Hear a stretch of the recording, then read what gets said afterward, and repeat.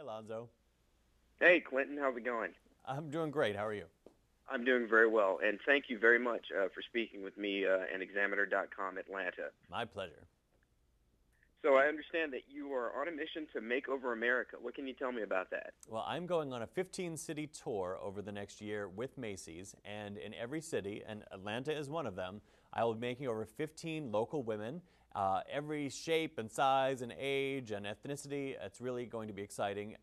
And those women will walk in a fashion show that I'm hosting. So I'll make them over, they get the hair, the makeup, the clothes, and then they'll walk in the fashion show as part of this style seminar that I do. And I can't wait to get started. I will be in Atlanta on June 13th, by the way. Okay. Now, what are these looks that you've got for these women? What exactly are you going to concentrate on with these makeovers? Well, the makeovers that I'll be doing in Atlanta are sort of based on. I have to wait until I meet the women to actually, see, what I'll put them in. Oh, and just so you know, by the way, you can go to Macy's.com/makeoveramerica to enter.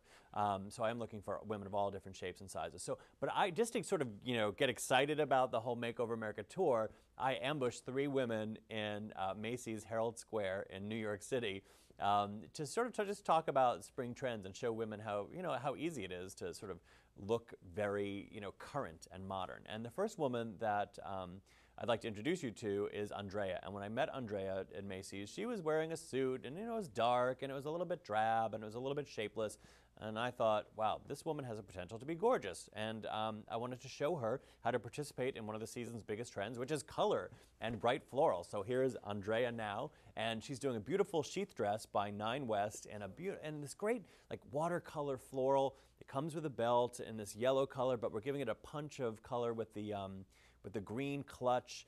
And what's nice about the sheath is that Andrea's not super curvy, so the sheath is a really nice cut for her. And then we did a very sort of basic neutral shoe here with a little bit of texture to it because to add another color into the shoe would be a little bit wacky, I thought. Wow, that's So a very that's nice look. well, thanks. I'm glad you liked it. Should we go on to the next woman, Michelle? Absolutely. Okay, Michelle I met, and she was wearing sweats, oversized sweats, which I cannot stand because they make a woman look, let's face it, dumpy. Right. And I wanted to show Michelle that it's about choosing pieces that will flatter you. It's just as easy to put on pieces that will look good as it is to put on a pair of oversized sweats. So for Michelle, we did a great jacket in this bright red color. As I said before, color is the biggest trend of the season. Then we did an all-over printed top with a little bit of a ruffled detail to give it a little bit of interest. You always have to add a little bit of color or texture or pattern or shine to every outfit. We did a great wide leg jean in a dark wash.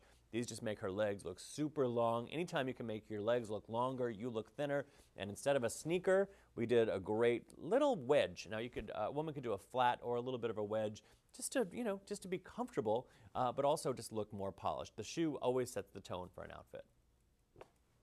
I couldn't agree more. And I also agree with you about women who, for whatever reason, want to hide their shape. I don't understand why they want to do that. Yeah, I mean, it's like, the rest of the world isn't idiots. We know it's like anytime you wear something oversized, it just makes you look more oversized and shapeless. So if you can add shape back into your wardrobe through clothes, the clothes are doing the work for you. Even if you don't have the best body in the world, the clothes make it look like you have a better body than you actually do. I agree.